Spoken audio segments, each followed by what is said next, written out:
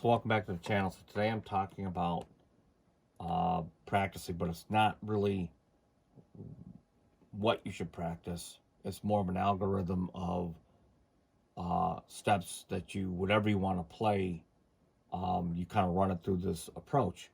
And so, you could be into electronic music, or you could be into jazz, or you could, well, whatever it might be.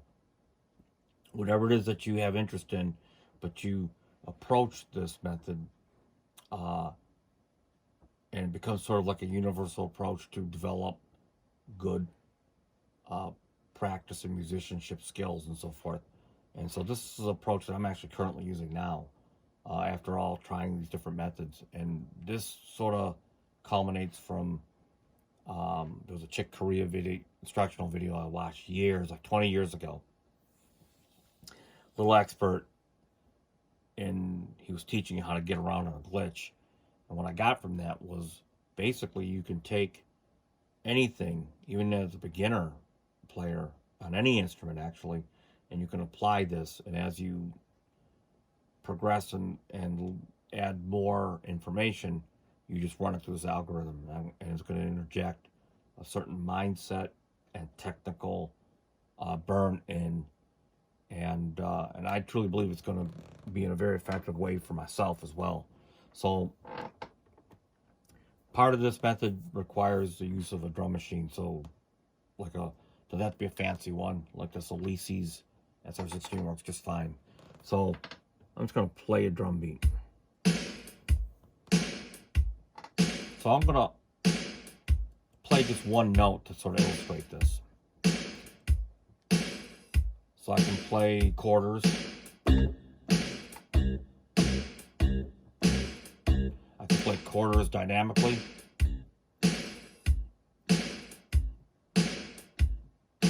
Period.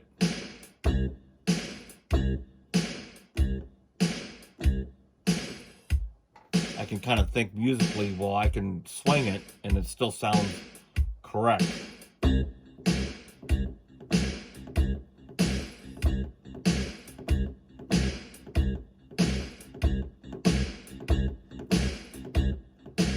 Change fingers.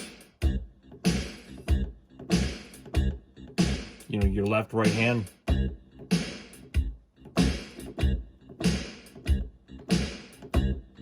Your pinky.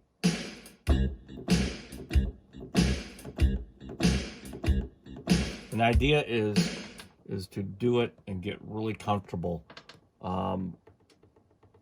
Slowing the tempo down, excellent opportunity to really build correct habits.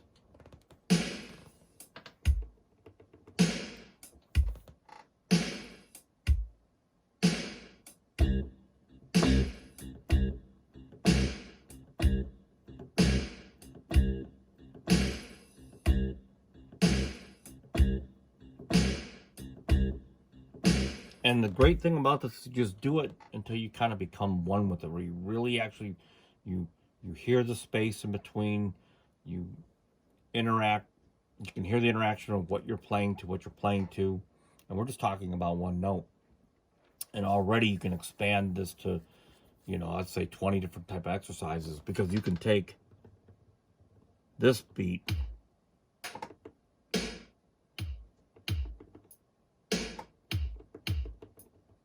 for example,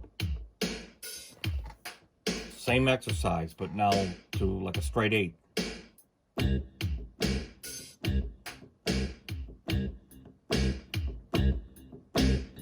you just burn that in. Now you can take that concept and just apply it to just pretty much anything. It's unlimited. So whatever I'm going to show you is just one in a million things. So I might want to work on pentatonics.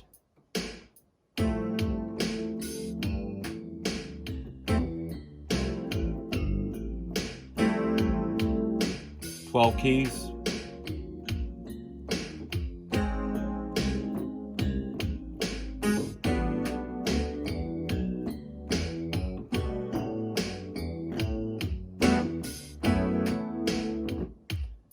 Whatever. or do it with the, transpose this up an octave. The other way around, chords.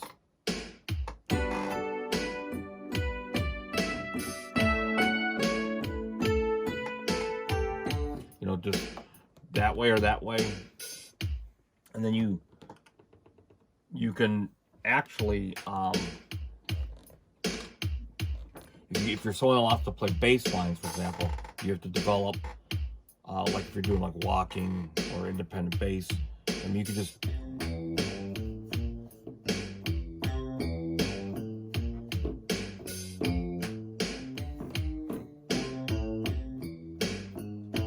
right, and then you could add chords, whatever. But the idea is to burn something in a more of a finite chunk, if you will, and burn that habit in, and then it's something that you actually don't have to practice for years and all that, months and years. It's something that you can kind of lick right away, and it's really basically like chunking, if you will, your information, and then eventually you kind of figure out a system that works for yourself based on the approach or based on your objective of what kind of music you want to learn. Here's the other part. If I haven't already mentioned it, you want to mentally bake this process in even when you're practicing. So for example, a lot of people, such as myself, got nervous when recording. You're recording in the studio, you're recording for someone else, or you're recording for yourself. And you have this sort of duplicity of pressure that you actually put on there, which is kind of ridiculous if you think, because you can practice that pressure. Real quickly, watching a Kobe Bryant video, and he had talked about all the things that he practiced while no one was watching. It was an incredible video. You should watch it. It's on YouTube. And he went way outside the box in order to practice the things that he needed to do so that in times of actual need and pressure, he was able to function at a regular level where he didn't have these anxieties and all that. And it's a real inspiring video, and it's kind of what I'm thinking about now, where if I'm going to play an exercise, why not play it in the perspective that you now need to inject immediate musicality, to try not to overplay or whatever, play dynamically, and then play perfect. Think about playing perfect.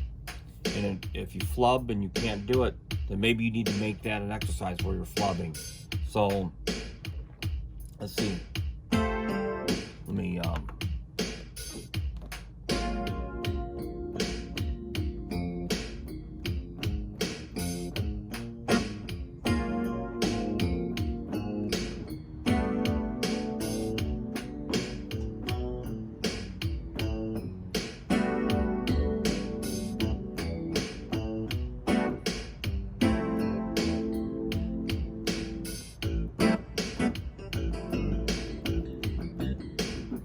so I must have known that. So I don't have to practice that as much. Maybe you got a gig, right? And the tempo that they play it is just ridiculous.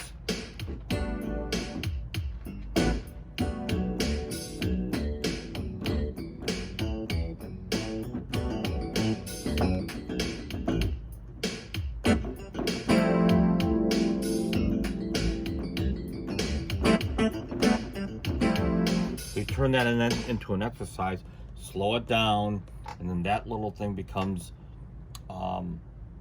the algorithm you use to process new information in a musical way. And then you do it again. Your goal is to do it in the mindset that it actually really counts. I'll give you an example. The 1 and the 4 chord.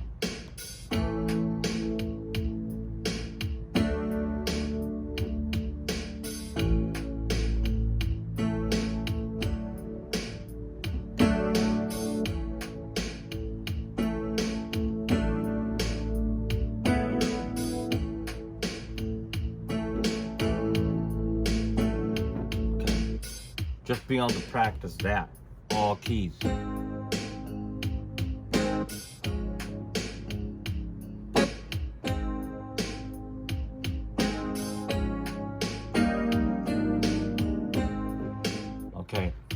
then you just play that. I'll play it slower, and you just bake it in.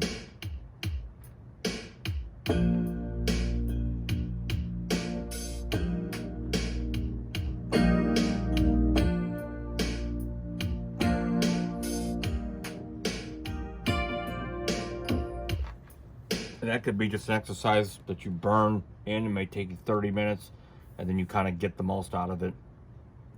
But try to bring those, you know, instill that unification of musicality.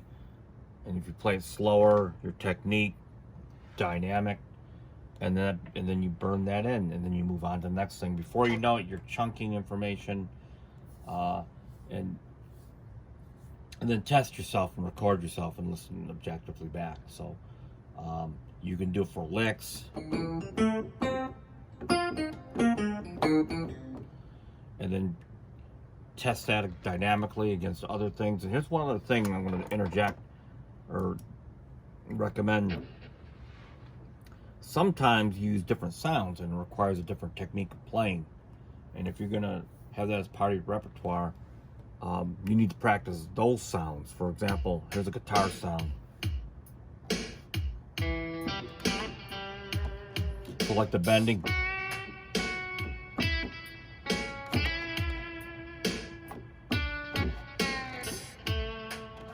Or if you're a synth player and you play a lot of synth leads and stuff, getting your bends to time properly.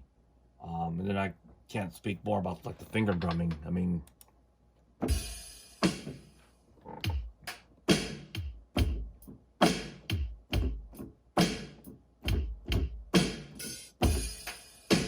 right.